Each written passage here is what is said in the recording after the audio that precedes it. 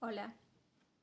Bueno, hace mucho que no aparezco por este sitio, por este medio, y me siento como invitada a partir de la repercusión, de los comentarios, del interés que ha suscitado la novela y la película también, Hamnet. Entonces, comparto por aquí mi interpretación, mi lectura. Sin lugar a dudas se trata de una novela muy inmersiva, como se me ocurrió nominarla. Es una novela que hace muchas cosas, entre otras, meternos, como en un baño de inmersión, en una experiencia sensorial, afectiva y sentimental, en el sentido de apelar a los sentimientos acerca del duelo de la muerte, fundamentalmente del duelo de la muerte, o del duelo y de la muerte, no del duelo de la muerte. A mí me interesa muchas veces, más allá de lo argumental, que de hecho es lo que nos motiva muchas veces a seguir leyendo, qué es lo que hace un texto y cómo lo hace. Es decir, tiene que ver con la hechura literaria y qué tan importante y fundamental es que esa hechura, ese artificio, esa materialidad del lenguaje, luego provoque, aun cuando no nos demos cuenta de que muchas veces tiene que ver con esa materialidad y no necesariamente con la historia que se está contando, cómo eso hace que, bueno, que nos sintamos afectados, en términos de Deleuze, afectados. ¿Por qué nos afecta tanto una novela como Hamnet y en el caso de quienes no han leído la novela, la película? Bueno, ¿qué es lo que hace? Hace muchas cosas esta novela, sobre todo imaginar. Imaginar una historia que suponemos que ha sido real, pero no nos olvidemos que estamos ante la ficción, y esa historia es la muerte del hijo de William Shakespeare, que lo llevó a escribir Hamlet, ese juego fónico y significante entre Hamnet y Hamlet. Desde mi punto de vista, la novela lo hace a partir de dos cuestiones que me parecen centrales. Por un lado, es el narrador. ¿Qué tipo de narrador tenemos y por qué para mí el narrador es tan importante en la construcción de la hechura de una novela? A mí me hace acordar mucho al narrador de Flaubert, al narrador de Madame Bovary, ese narrador en tercera persona que es omnisciente porque permanentemente hace anticipaciones, hace racontos, juega en el tiempo, dice cosas como en ese momento no se imaginó que más adelante, o decirnos incluso a nosotros como lectores qué es lo que va a pasar después. Es decir, jugar no solamente con el tiempo, anticipándose y haciendo racontos, sino también metiéndose en la psicología, los sentimientos, los pensamientos, la subjetividad, la interioridad de cada uno de los personajes, con todos por igual. Aunque el personaje más importante no es Hamnet desde el punto de vista de este narrador que va acompañando el pensamiento y el sentir de, sino que el personaje principal, la protagonista, es Agnes. ¿Qué es un estilo indirecto libre? Un estilo indirecto libre es aquel por el cual a Flaubert lo sentenciaron y le hicieron un juicio y lo declararon culpable de utilizar este estilo indirecto. Es aquel que no nos permite como lectores discernir. Hay un indecidible en el estilo indirecto libre porque se fusionan y se confunden dos voces, la voz del narrador y la voz del personaje. Quien piensa y quien siente es al mismo tiempo e indefinidamente el narrador y el personaje. Es el narrador, vuelvo a repetir, de Madame Bovary, por un lado, y por otro lado también es el narrador de Balzac, aquel que dice, venga el lector, acompáñeme o acompáñenos, y verá que en esta villa, que en esta calle, es decir, es inmersiva desde el punto de vista narrativo, mínimamente por estos dos recursos, el del estilo indirecto libre por un lado y por el otro lado es de este narrador omnisciente que invita al lector, apela al lector para que entre en la historia. Luego, sin lugar a dudas, hay todo un trabajo no solamente historiográfico, sino por supuesto literario, de los olores, hacía rato que no leía una novela con tanta invitación a lo sensorial. Creo que la última que leí que me provocara este efecto fue El perfume, los olores, sobre todo los olores. Los perfumes y los olores. Olores hediondos, olores aromáticos, siempre a través de la naturaleza.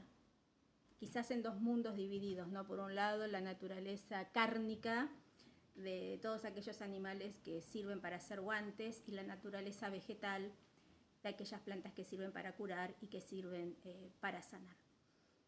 Ahora, junto con estos narradores que tiene que ver con el cómo se entra a la historia, también hay algo que hace la historia, que hace la novela, que hace la escritura, que es deconstruir.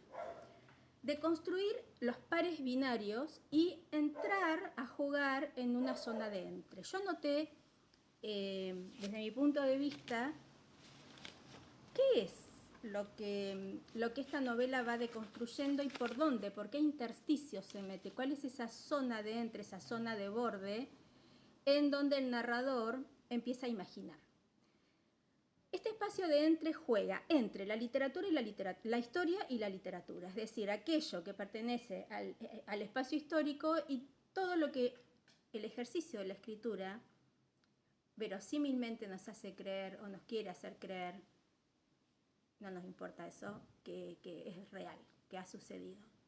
Entre lo real y lo imaginario, al final de la novela, y para que esto tendría que haberlo dicho al comienzo, pero lo digo ahora, voy a hablar del final de la novela, así que para quienes no la han leído y quieran disfrutar de la experiencia de leerla por primera vez y encontrarse con el final y con la travesía de lectura, no sigan escuchando. Pero decía, entre lo real, que se apoya al final de la novela con los agradecimientos y con los datos, digamos el recurso a las fuentes, que suponemos que se ha dado en el espacio de la historia, y lo imaginario, que es para mí lo más interesante de esta novela, cómo la escritora imagina que se han suscitado los hechos y se ha provocado la muerte de Hamlet. Para mí tiene dos momentos sublimes, bellísimos, de una imaginería literaria de aquellas que realmente provocan el transporte. Uno de ellos es cuando la voz narrativa nos dice cómo llegó el virus que mata me olvidé el nombre de los personajes, a la hermana melliza de Hamlet, Judith. Entonces hay una travesía que viene desde Europa y más allá también, historias de navegantes, historias de vidrieros en Venecia y pulgas, generaciones de pulgas, este imponderable, verosímil e inverosímil al mismo tiempo, que nos hace entender cómo el destino, las armas que el destino elige a una víctima para morir. Entonces hay toda una historia que se va entrelazando de manera muy, muy creativa, muy genial para mí, que intenta dar cuenta de cómo llega el virus. Y el segundo momento es tremendo, para mí fue tremendo, fue dramático, cuando el hermano Hamlet, el hermano gemelo, intercambia el espacio físico con la hermana y se ofrece él a ser víctima de la muerte. Es un pacto secreto entre ambos gemelos. Solamente el lector es testigo de ese momento, un momento de, más que de heroísmo, yo diría de martirización, ¿no? El niño varón, quizás el único niño varón, el único hombre de la familia. Tengamos en cuenta que el padre de esa familia está muy desacreditado por todos los miembros de la familia porque pareciera ser un hombre medio débil, con falta de fuerza para trabajar, etc. Se presentaba como una promesa, Hamlet, y sin embargo intercambia su lugar con la hermana. Aquí podríamos abrir como un asterisco, una nota a pie de página y empezar a hablar o pensar en William Wilson o el doble de Dostoyevsky o toda la genealogía dentro de la literatura de la historia del doble. Hay varios dobles acá, como lo hay en la obra de Shakespeare, entre Hamlet padre, Hamlet hijo, por un lado, También hay un juego de dobles entre Hamlet, personaje, y Hamnet, hijo, por el otro. Y también hay un juego de dobles entre los gemelos. Después, yo creo que también hablé de la zona de entre, cuando hablé de lo real y lo imaginario, entre lo comprobable y lo incomprobable, entre el mito y la desmitificación, respecto de quién, de William Shakespeare. Entre Shakespeare, bueno, el escritor, el genio, el dramaturgo, el comediante que todos conocemos, y ese hombre padre de familia, entre la admiración que tiene que ver o que le corresponde al gran escritor y el desprecio que le corresponde al padre de familia por el resto de los agentes del pueblo, entre ese hombre que entendemos como genial y sabio y ese hombre que ha sido totalmente desacreditado dentro de su espacio, en su ciudad natal, ¿no? Como nadie es profeta en su tierra, algo semejante se juega en estas zonas de entre, en estas zonas de medio, en donde la novela va haciendo su tejido y va construyendo bueno, su trama y su argumento. Una cosa que obviamente creo que a todos los que hemos leído la novela no debe suceder lo mismo en la película, que no la vi, tiene que ver con que jamás en la novela se menciona el nombre William Shakespeare, nunca, ni siquiera el apellido Shakespeare. Es borrado y silenciado, porque el personaje que vive en esa novela no es, vuelvo a repetir, el hombre conocido por la posteridad, por decirlo de alguna manera, sino un padre de familia, un marido, un hijo despreciado por los padres, un cuñado subestimado por su otro cuñado, es decir, un hombre que ha sido un preceptor de latín, relativamente débil, raro, excéntrico, poco funcional y poco valorado en su ámbito de pertenencia. Por lo tanto, Shakespeare en la novela no existe. No existe ni como nombre, ni como genio, ni como nada. Es decir, incorporarlo como personaje es un trabajo, una tarea que tendrá que hacer el lector, que imagine conjuntamente, ¿no?, con esa historia que se le va contando. Pero la novela no lo hace. Siempre dice el padre de, el marido de, el hijo de, es decir, todas aquellas conexiones filiales, parentales, relacionales que nos vinculan con el resto de la humanidad, pero no aún aquel Shakespeare que, bueno, que será para la posteridad. Shakespeare no existe y en esta novela es el joven inútil, el hijo despreciado, el preceptor de latín, el marido de Agnes, el padre de sus hijos, el comediante, en todo caso el empresario del corral de comedias, y recién adquirirá la categoría de escritor trágico al final de la novela, posterior a la muerte de su hijo. Por lo tanto, William Shakespeare como tal aparece concretamente 2 veces, podemos intuir. En la primera como dedicatoria a William, no sabemos a qué William está dedicada la novela, pero es a William. Y en la segunda parte de la novela aparece un epígrafe de Hamlet. Son las 2 referencias concretas que podemos encontrar referidas a, tampoco tan concretas, ¿no?, referidas a William Shakespeare. Después aparece al final, bueno, no. Esto también lo anoté. La novela no reescribe, a mí que me gustan tanto las reescrituras, no es tanto una reescritura. Para mí la novela lo que hace es reinsertar a Hamlet, el texto Hamlet, dentro de otra historia, que juega entre lo histórico y lo ficcional, que juegan los entres, ¿no? Es decir, dentro de los entres se instala esta historia, esta novela que reinserta a Hamlet.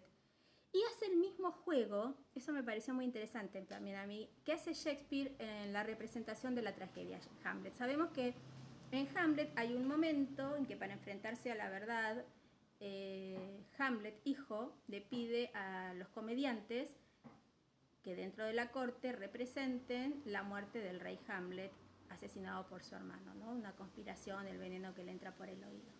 Desde el punto de vista de, podemos decir, de juego de la representación, eso se llama puesta en abismo. Esa puesta en abismo, que es como una caja china o una muñeca rusa, la representación, dentro de la representación también se va a dar en Hamlet. Pero ¿de qué manera se va a dar? Se va a dar justamente que hacia el final de la novela, cuando Agnes concurre a ver la puesta en escena de Hamlet, vuelve a representarse Hamlet, es decir, la historia dentro de la historia, la representación dentro de la representación, y todavía hay como una vuelta de tuerca más, que es el final propiamente dicho, cuando el actor, que es al mismo tiempo el escritor, que es al mismo tiempo el padre de Hamlet y que es al mismo tiempo el marido de Agnes, dice su letra, recuérdame, y la mira a ella por encima de todo.